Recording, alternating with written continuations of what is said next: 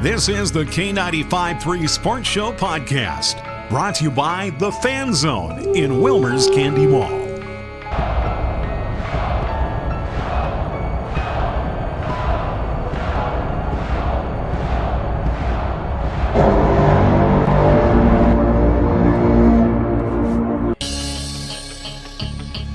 Welcome to the K95.3 Sports Show podcast. My name is Beau. I am your host, as usual. If you like what you hear, please hit the subscribe button. And if you're on your cell phone listening, hit the bell button next to the subscribe button, and that'll give you that'll update you when new releases, or when I go live, or when new episodes come out each Wednesday. It'll give you a push notification on your phone. Thank you to the Fan Zone for being our sponsor. We appreciate you guys doing that. Please get into the Candy Mall and buy some Vikings, Twins, Wild, Timberwolves memorabilia, and whatever else they have. Baseball cards, football cards. Our guest Jeremy Goulet here, he's kind of that's his new obsession all of a sudden. So that's another option for you. Speaking of Wild and Timberwolves, I'm still looking for hardcore Wild and Timberwolves fans that want to talk on my show here with me about the Wild and Timberwolves. I'll be paying more attention to them now that the Viking season is over, but I'm not as tapped into them as as others. So if you are a Wild or a Timberwolves super fan and you want to be on the podcast and talk sports with me, please email me at k953sportsshow@gmail.com. That's k953sportsshow@gmail.com, and I would love to have you in here. Love to have you in here because I need some more people in here for that option. This week we are going to be doing part 1 of 2 of the Vikings season review. We'll be doing the defensive review and the special teams today. And next week we will have the offense review, which will be, I have a feeling, a lot more interesting than this week's with the defense. So let's get right into our guests here. I brought in the cousin team of Jeremy Goulet and Brett Jensen. How are you guys doing today? Pretty good. Yourself? Doing very good, Beau. Good. I'm glad you guys are in here. I wanted some big time fans to come in and review this here. So let's just kind of jump into it. We'll go each position group, and so we'll start at the front there, and we'll go with the defensive line. Let's just kind of go over. I'm just going to mention a couple of stats here for some of the players on the top of here. Obviously, we talked about Danielle Hunter a lot during the season. He ended up increasing in all his categories from last year, which was awesome because, like I've mentioned throughout the year, and I mentioned at the beginning of the season, he had a down year last year, and and with him getting paid, he needed to do what he did this year. So Danielle Hunter had 72 tackles, 14 and a half sacks, which is a career high for him, because he had 12 and a half his second year. And so increased in that. He had never gotten over 54 tackles, got 72, way more quarterback hits, a lot of tackles for loss, even had a fumble recovery in there. So, he was solid on there. What's your guys' thoughts on just Danielle Hunter, Linval Joseph? Any questions? Linval Joseph, 58 tackles, 1 sack. He decreased in all categories. Really? Linval decreased. I don't know if that was because of Sheldon next to him. That could be. That very well could be. But he decreased in all. Sheldon Richardson, he increased in all categories. He had 4.5 sacks on the year, 50 tackles, 16 quarterback hits, 6 tackles for losses. So he increased. Stephen Weatherly, also obviously a little more full-time. He had 35 tackles. He had 3 sacks. Everson Griffin, he decreased all across. Once again, that was partially because obviously he was gone for a little while at the in mid-season there because of his mental health issues that he had to take care of. Tom Johnson came in and improved. His sacks improved because he was playing less, and that was my complaint about him last year and why I didn't want us to re-sign him, because I just felt him as a full-time player wasn't good enough. The rest was all just bit players on there. So, go ahead and start with you, Brett. Let me know your thoughts on just how the defensive line performed on the year, and just what you would maybe give an overall grade for the defensive line. overall grade, I would probably give him probably a B plus. I mean, they're obviously pretty good defensive line, but I think with the Joseph thing, and him like kind of taking a step back, I think he's just more of that run stuffer. That's the kind of the stats that aren't going to show up on the stat sheet. And with Richardson, Getting in the way. right? Richardson, I mean, they brought him in as a 3 technique to rush the passer more. And I think with the Joseph falling off, I think that had a lot to do with Richardson. And, I mean, Danielle Hunter is an absolute freak. I think he improved all this, all of his stats and stuff. But with Danielle Hunter, I just want to see how good he can get. Can he be an all-time great? Because he has the ability to do that. And, I mean, he's going to be going to the Pro Bowl this year. And it's like, is he going to just be like a perennial Pro Bowler, or can he take that to even the next step of being like an all-time great defensive player for the Vikings? And I think he can. In MVP talks. Yeah, for MVP defense. talks, right, stuff like that. I mean, because he was early in the season. He was. And when you start getting in that type of talk, then you're starting to get into that all-time great Vikings players on the defensive side. And I'm hoping he can, because, I mean, he's got all the ability in the world. He's an absolute freak. I mean, you look at the guy, and he looks different than everybody else, and he plays different, too. And he's young enough, and he's been doing well enough his first few years that he's on track for that. Yeah, just, what about your thoughts? Anything you wanted to add there, Jeremy? Hunter, I mean, the guy was just, it was great to see numbers come up by, and I also believe he led the team with sacks at that 14.5. Yep. The one thing I noticed, and maybe I'm wrong because I was looking at the numbers and they weren't down a lot, but it just seemed like Harrison Smith was kind of just not in the picture this year. Sorry, we're on the line. Sorry. Yep. Jumping ahead of me. Sorry, I was thinking about the defense. Sorry. We'll get there. Okay, other than that, then that's where I'm at. Yeah, so, one thing I wrote down for the defensive line, too, here, in which I noticed, we ended up being tied for third with 50 sacks. We were tied with Chicago. It seemed a little feast or famine at times, because even though we were tied for third in the league in sacks, we had 3 games where we had 0 sacks. And then we have like 10 sacks against Detroit. Yep, yeah. And then 9 against the Dolphins. And then we had we had those 3 games with 0, and then we had 2 games with 1. Okay, so yeah. So a third of our games we had 1 or less sacks. And so, I mean, as great as that number sounds of 50 sacks, 19 of them. In 2 games. In 2 games. That's a big chunk of them right there. Yeah, exactly. So, and that's so I agree with the B+ assessment on that. And that's why and that's kind of one of the reasons, because they kind of started, other than the Miami game, the team as a whole kind of fell off with the sacks. If you take away the Miami game, the other 4 games of their last 5, they had a total of 5 sacks in 4 games. Yeah, see that's not good enough. I mean, you have to put more pressure on the quarterback. With the talent, right? With all that money, talent, on that defensive line, they need to be constantly in the face, right, of the other team. So that's why I gave them the B+. Let's talk a little bit about Everson Griffin, just a little bit. It'll be interesting to see what his off season does. But I think he's a prime candidate for restructuring if they can. What is left on his contract anyway? Is it 2 years left? Good question. I knew you were going to ask that. I'm sorry. Look, I think it's 2 years left, or is it maybe it's not just 1. I know it's multiple years left, because they just signed him, I think, a couple of years ago. Yeah. Well, they signed him right after. Wasn't right after Allen left? I can't remember. Let's see. Signed a 4-year, $58 million extension on the 27th, or in 2017, I mean. Okay, so that's a couple years ago. So he's 2 years left then, right? Yeah, 2 years. I think so. Here, let me see. He's through 2022. Oh, really? Oh. Mm-hmm. Well, yeah, then he's definitely probably going to be getting restructured then.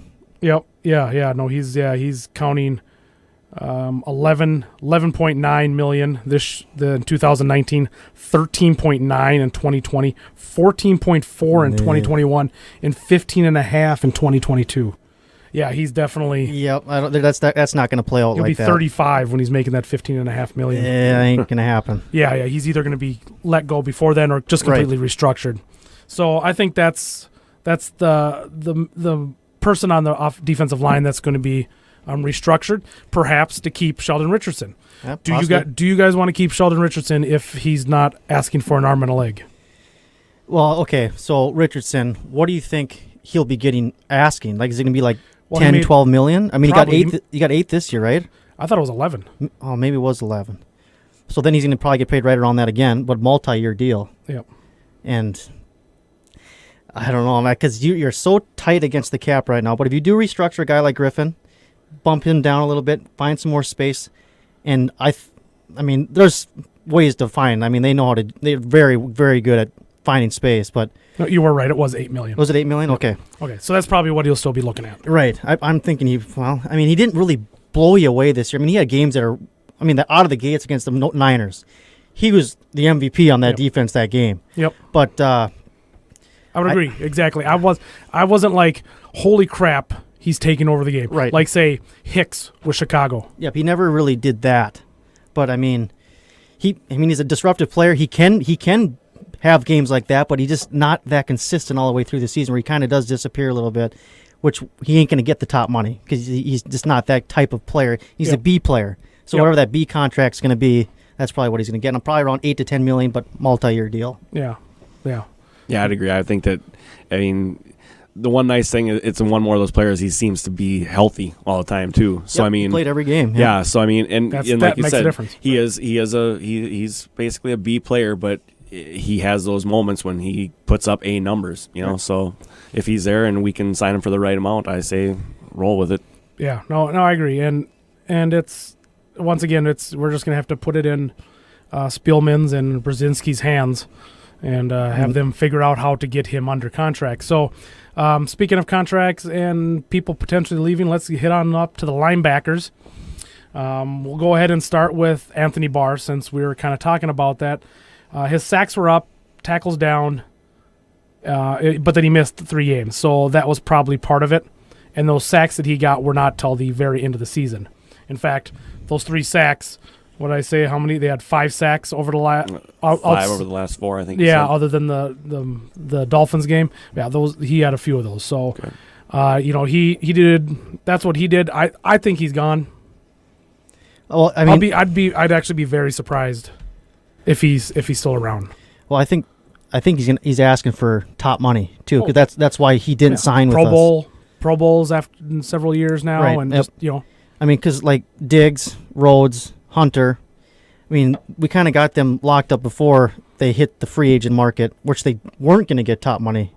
But with Barr, he's going to have other teams competing with them, Yep. and it's just going to drive that price up. And we're already hard against the cap, where I think he will leave. I hope they can keep him because he is a freakish player. As a linebacker, he can make plays, but he might have like those stats Can I compare him Yeah. to a player from Yep. a totally different sport? right. Do that. Wiggins. You think Wiggins? Oh, I don't know, man. I don't know about He that. shows potential, but he just seems a little more lacklustery. Not so he cares, but then there's some games he just totally disappears. Yeah. And then he'll put up big numbers the next game. It literally just popped in my head when you're sitting here talking about it. I feel he's similar to Wiggins. Yeah. All the talent in the world, He does have all the talent in the world, that's for sure. but just can't consistently do it, or just doesn't have that fire. Yeah. Well, it's almost like when, back in the day with the Randy Moss, he plays when he wants to play kind of a thing. And when he does that, because earlier this season, Barr was just kind of non-existent. You didn't hear much, except for in that Rams game when he where was just got getting lit toasted. up. Yep. But other than that, and then all of a sudden, now towards the end, just like you said, he kind of came back out of nowhere, and it was like, oh, yeah, that's right, But keeping him, it would be nice to keep him around, but the likelihood, I just don't know how we're going to swing it. I just don't. If you don't sign him, which, he's going to get top money and you probably won't be able to fit him, but if you don't sign him, it's going to be a real big drop from I don't know who you're going to get to put next to Kendricks. Kendricks is an undersized linebacker to begin with, and Gideon. Well, yeah, no, Gideon ain't it. Well, that's where I think Eric Wilson steps up. Eric Wilson definitely improved a lot. He looked good Yep. when he played for Kendricks and when he played for Barr during their injuries. That's true. He was definitely, so it'd be interesting to see with another off season and what he could do, because he had 42 tackles 2 sacks, 4 tackles for loss during his short playing time. Ben Gideon actually doubled in his tackles this year. So I don't know if he played more or if he was just Gideon is we play so much nickel and dime that Gideon is just out there for when we have the 3 linebacker set. So, he's okay for that. We don't need some flashy player for that position because we don't use it very often. Yep. So I mean, Eric Wilson, I think, would definitely be the person who steps up for Anthony Barr. I think we're definitely going to be taking like a mid-round linebacker in the draft because, I mean, otherwise behind him is Kentrell Brothers. He hasn't really done much. No. Because, well, once again, he's 5th on that depth chart for linebackers. What would you guys kind of give the linebackers overall grade on the season? What do you think? Jeremy, go ahead. I'm going to give them a C+. I wasn't overly impressed with them this year. I think that they had very good games, and I think that there were games where it just kind of had that where are you guys kind of a feeling. And sometimes, too, you had that feeling, just a lack of sense of urgency. You guys are going to have to, do something here. I mean, you can't just let people pick and dink and dunk us all the way down the field. Yeah. And so I'm going to go. Like I said, that kind of kills me. I would like to keep them up in the B's, but I think I'm going to do a C+ on them. All right. Well, I mean, I agree with that. I mean, maybe I'll give him like a B-, but I mean, with Kendricks being out, he missed some games, and like Barr with the up and down play a little bit. It leaves you kind of wanting more from them, and it's B- is probably where I'd be with that. But I mean, I don't know what they're gonna do with Barr. I mean, I just still think that if you don't sign him, you're gonna have a big drop off. And if say Kendricks goes down and you don't have Barr there, who do you got? Wilson, Gideon, and who? Yeah. I mean, a rookie. I agree. That's going to be very, very thin at linebacker. Yeah. No, I agree. That'll change it'll change a lot. We're not going to have the depth. Yep, exactly. But that's where hopefully we just have a good draft, pick up a 3rd rounder or 4th rounder, and Zimmer does his job, and the defensive coaches do their jobs, and they coach them up. Yep. Because obviously, I mean, Eric Wilson, he was an undrafted free agent. Yeah, I suppose. And he's probably, like I said, if Barr's gone, he's starting next year. Yep, he will. Plain and simple. So, okay, so you got B. I got B- on there also. Because of the play of Eric Wilson stepping up, because we had somebody who did step up for Barr and Kendricks in their absence, and that you didn't notice a huge change when they were out for injury. So Barr probably gone, and we'll see what happens. Let's go on to the defensive backs. I have a feeling Jeremy wants to talk about Harrison Smith. Well, sorry, we got going sometimes. You know how it is. Okay. Here's what I got for him. Harrison Smith, 84 tackles. 3 sacks, 5 quarterback hits, 9 tackles for losses, 1 forced fumble, 2 fumble recoveries, 3 interceptions, 6 passes defended. Actually, everything was an increase. It was an increase. Except for interceptions. Okay, I would say. Because he had 5 last year, 3 this year. Because he had that one game where he picked off the Slappy who backs up Rodgers like 2 or 3 times. Yeah. So that Kaiser. So that kind of that padded his stats a little bit, played up against that Slappy. That always helps. Yeah. Yes. So just kind of going through here a little bit, we got, let's see, interceptions, not a lot. Again, Xavier Rhodes had only 1. Anthony Harris had 3. Wayne's 1. Hill 1. Mike Hughes 1. Go back to Kendricks. He had 2. We were tied for 18th with 5 teams for interceptions with only 12. To show you where that is, Chicago had 27. Wow. So and the Vikings have never been a big interception group. And maybe in the early 2000s we had like Orlando Thomas, who had like 9 or 10, just back there in the safety position. But, I mean, we've never been a huge interception. I don't get why. But, yeah, Xavier Rhodes, 47 tackles. Pretty much, he missed a little bit of games, but 1 less interception, a few less tackles. So, I mean, he was on par pretty much to last year for most things. Mackenzie Alexander, there's one who definitely stepped up, especially at the end of the season. That one I'm most interested to see how his offseason and how the beginning of next season, because if he figured it out, then that's amazing, because he tripled his tackles. He had those 4 sacks, his first career sacks, increase in all categories. Tackles for losses, quarterback hits, passes defended. He actually led the team in passes defended with 10. And it was his 3rd year this year, right? Yes. See, that 3rd year is when you really see the jump, and he made that jump. It's like a make or break year for these guys if they kind of have a couple of shaky years. In that 3rd year, that's when you really kind of find out if he can play or not, and he proved that he can. And it was great to see that because, I think they used a 2nd-round pick on him, and it was good to see him. All those stats are unbelievable. And, even when you're watching the game, he made some splash plays, too, with the sacks and, the pass breakups. He was all over the field sometimes, and he was making the plays. And he didn't get kind of picked on like he did in his first couple of years. He didn't do that to him near as much. And it was very, very good to see that. And I think with a guy like Trey Waynes, another guy that could be a casualty and, moving on to some other team with just the cap casualty stuff. And it was just great to see Alexander make that jump. Yeah, no, that was huge, especially when Hughes went down. Because Hughes was supposed to be the slot guy. Mm-hmm. Yep. With Waynes and Rhodes on the outside. So, when Hughes went out, we were all kind of like, crap, we got to have Alexander in there now. Right. But he stepped it up. And maybe that's it, too. Competition made him step it up, too. It could have. Maybe he's like, holy crap, I better play, or otherwise I'm going to be on the street here at the end of the season. Well, definitely could have jump-started him big time. Yeah, so, as far, But, Harrison Smith, as I was just saying, it just seemed I like would this say year he wasn't as flashy. And maybe that's just what it was, because I had looked and I just basically had seen the interceptions because I remembered, but then you said that too, that he had picked off Kaiser a few times in that one game. And it just seemed like, whenever you heard his name last year, it seemed like he was really causing some disruptions, and it just didn't seem like you heard much from him this year. But, it sounds like he was still back there doing his job. So, right. He just the quiet workman that is Harrison Smith. And that works too. As long as he's getting the job done. I was just kind of thought that it was odd that we just didn't. So let's touch on a few other players. Trey Wayans, I think he still did another solid season. He's a solid player. He is. He's not a shutdown corner, but he's solid. For somebody, anytime you have a player like Xavier Rhodes on one side that teams are going to purposely ignore because they don't want to mess with him. Right. The fact that that Waynes isn't getting lit up nonstop shows that he's good talent. And I believe they'll pick up their 5th-year option on him. I believe it's around $9 million for him. I thought they already did that.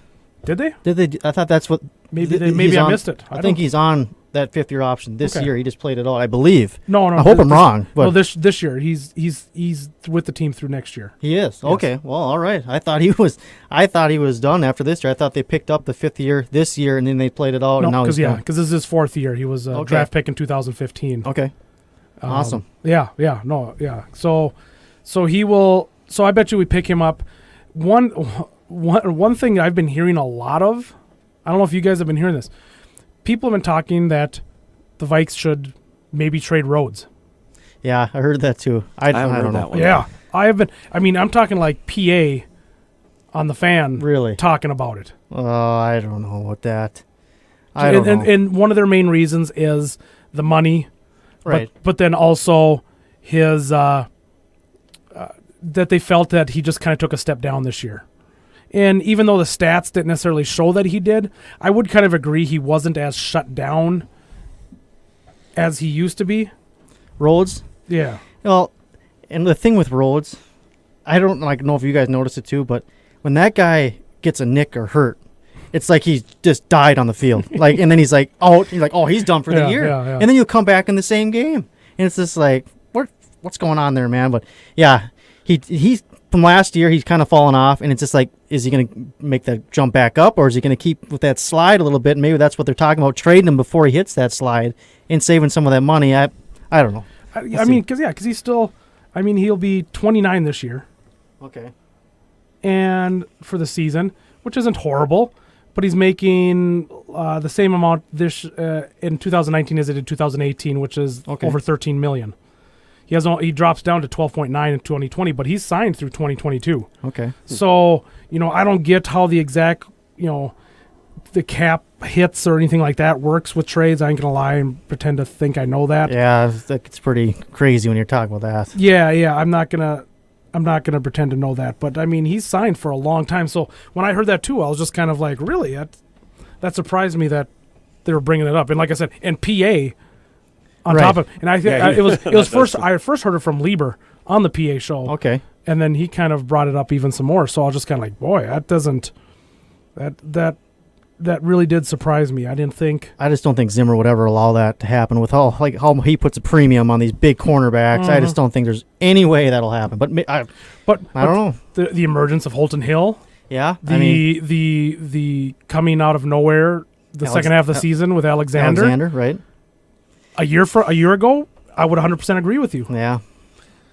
And he did draft Mike Hughes. I mean, he tore his ACL, but I mean, he spent a first round pick on the guy, and when he did play, he was solid. He's going to be really good. So I mean, if they trade Rhodes, I'd be pretty surprised. They'd have to get at least a second rounder, right? At least. Yeah, they'd have to get a pretty good return on that. Yeah, no, it's interesting. Let's go kind of back into the safety position. Just a little quick one. Anthony Harris, obviously a big surprise. I mean, he was. I thought he was on the trash heap at the beginning of the season when we signed Iloka. And the fact that he came out of nowhere and had the season he did. Obviously, Sendejo, he's gone. That's going to save us, I believe, about $5 million on the cap. I think I saw we only have about $7 total. $7 million right now before any changes. Okay. So if that frees up $5 million, that brings us to around $12 to $13 million. If they can restructure Griffin, that'll help us. On the offensive side, there's a couple of contracts. Okay. Treadwell, what is he getting? He's not back. To be honest, they'll literally save like $500,000. Really? I thought it would be more than that. Yeah. No, I was hoping for more. His cap hit is pretty bad. Okay. So I'll be talking about it more next week, but I wouldn't be surprised if he's on the team for that exact reason. Okay, yeah. Just because, we save $500,000. Right. I mean, it's not much. Maybe if we need it. Right. Towards the end of the off season, we're like, God, we need that extra $500,000. Yeah. Well, goodbye. But yeah. So as far as a whole, what? Go ahead. What would you give the defensive backs, Brett? Okay, I'll go. Defensive backs. They're always good. With Zimmer, because that's Zimmer's baby. Is that the defensive back? So I'm going to give him B+. I think I wish Mike Hughes would have stayed healthy, but Alexander did come on and play out of his mind there for a while, and you got Rhodes. The one interception, you like that to increase, especially with a guy like Rhodes. You're paying him $13 million. He's a big corner. He's paid to make plays. Get your hands on the ball. Yep, get your hands on the ball. And you got Harrison Smith. He's just as solid as they come. And yeah, Anthony Harris. He played just as good, if not better, than Sendejo when he's in there. Interceptions and not as reckless. Right, not as reckless, right? Yeah, because Sendejo, you like to see the hard hits and stuff, but a lot of the times he draw those personal foul penalties, and then he can keep that drive alive and keep it going. But Harris never really did that. He was just a solid player. With Waynes, obviously we talked about him earlier. Yeah, Waynes, he thought he'd get picked on, but he just plays solid. He's been played solid ever since the second year. He's just been, because he was horrible. Yeah, he would grab and get all these penalties and get picked on. It was kind of scary. You're like, God, is this guy going to be good? But but he came around. He's been playing solid ever since. And I'd give him around like a B+. Jeremy, I'm gonna give him a solid B. I thought they did just fine. Some of the emergence of some of these that came out did well.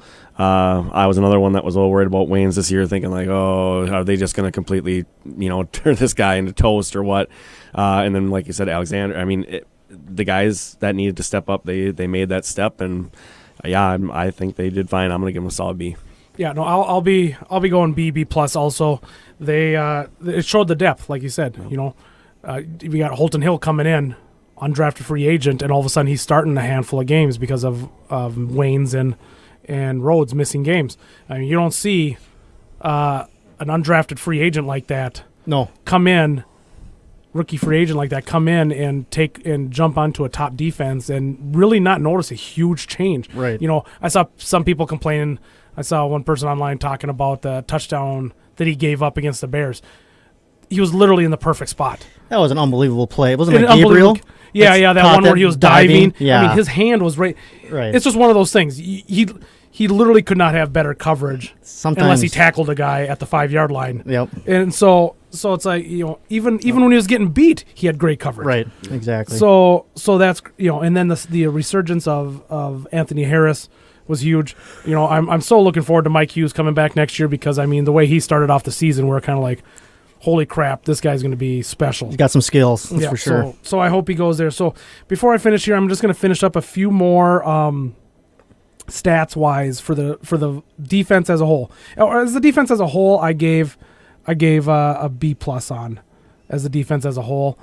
Here's what a BB+ actually. I'll say probably closer to a B now that I think about it. But here's what I saw on stats compared to last year, where they were the number 1 defense.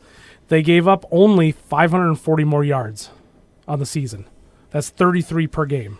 So yards wise, not big of a difference. Here's where it changes.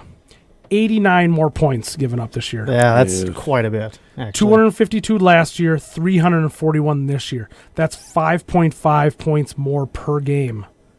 That's a huge difference. Yep. That is quite a bit of a jump there. Mm-hmm. Penalty-wise, 1 more penalty this year, but 94 less yards. So it wasn't that bad.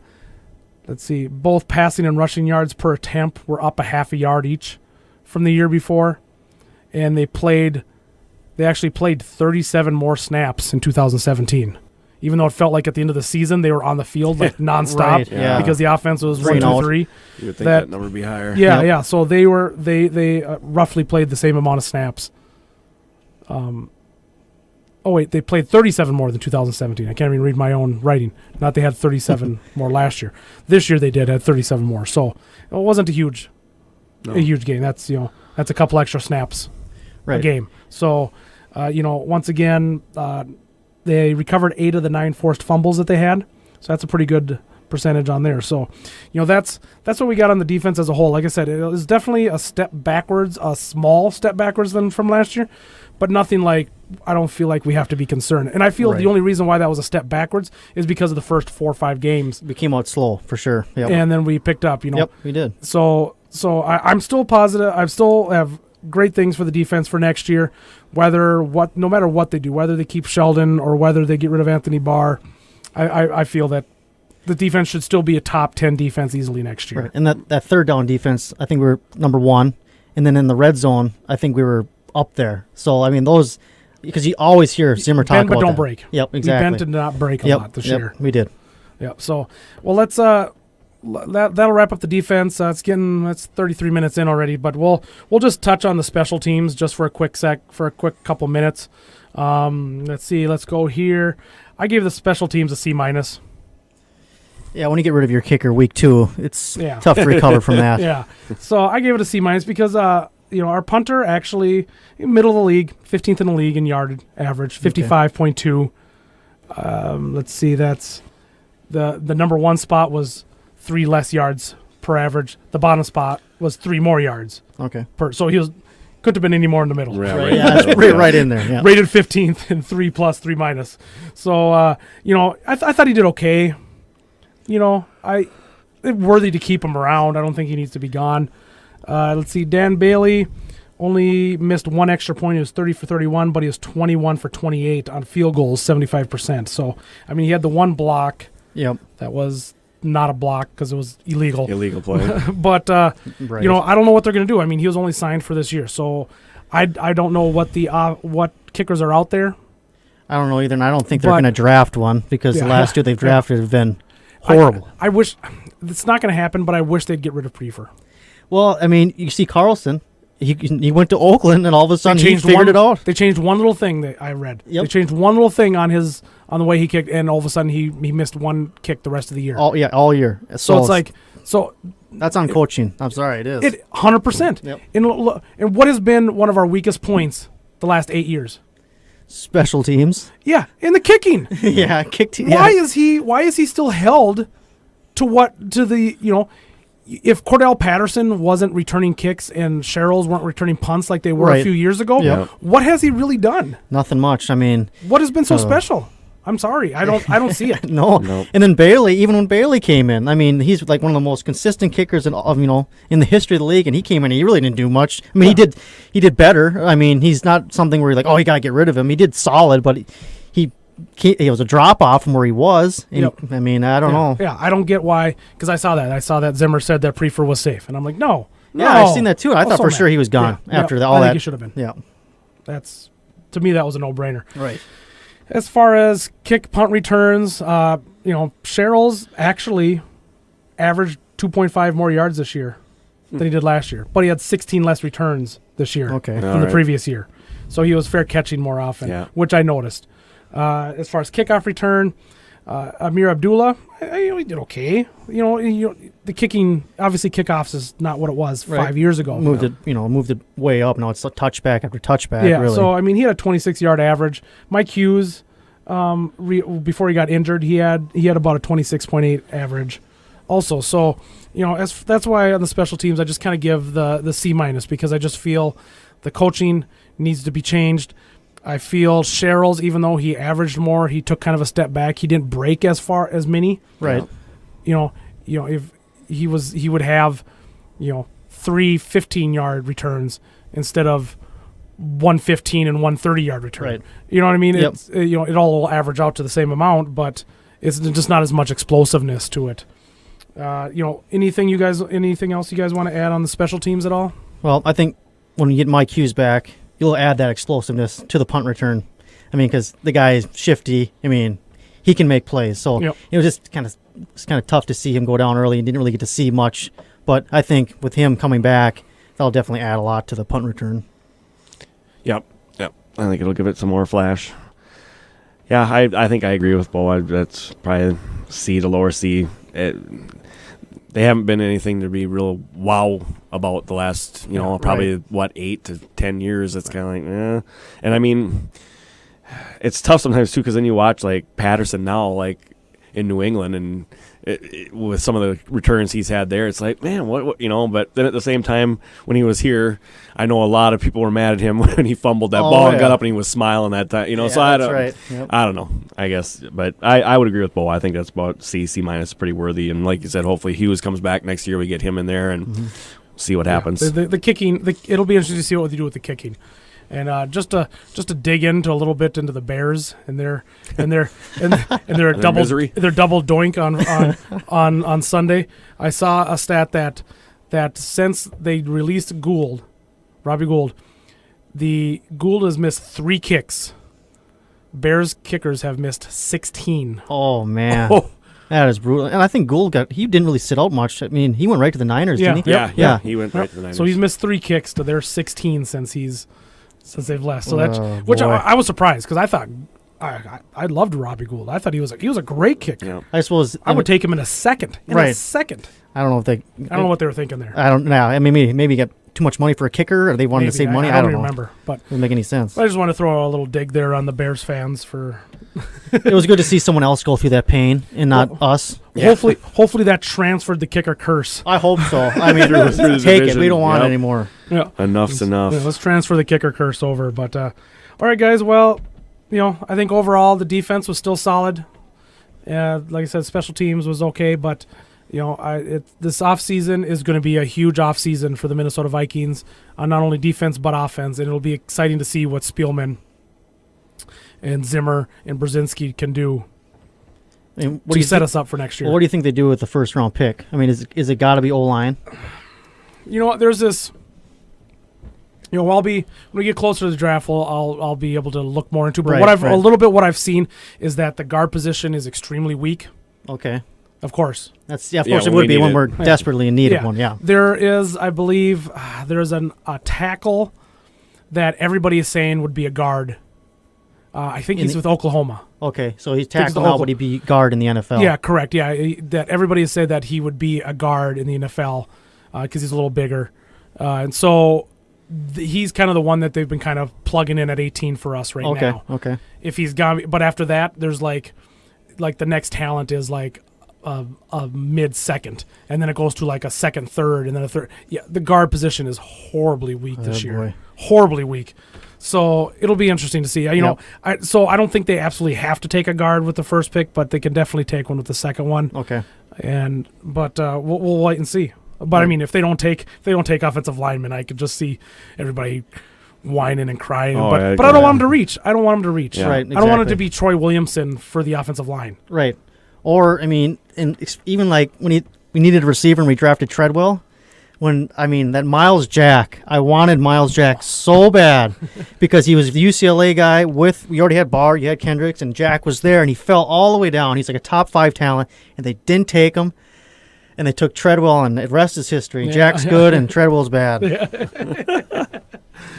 Yeah. Speaking of Treadwell, we'll be talking more about Treadwell next week on our second part of our Vikings off-season or end-of-season review. So thank you guys for listening. We will be back next week with the offense, and we'll go from there. Guys, thank you for coming in. I appreciate it. Yeah, no problem. Thanks for having us, Beau. All right, so thanks again for listening. Hit the subscribe button, hit the bell button, visit the fan zone. Wild Timberwolves fans, please get in touch with me to be on the show. I need you guys in here to talk about those teams. So thanks again, guys, and we will have a good week. We'll see you next week.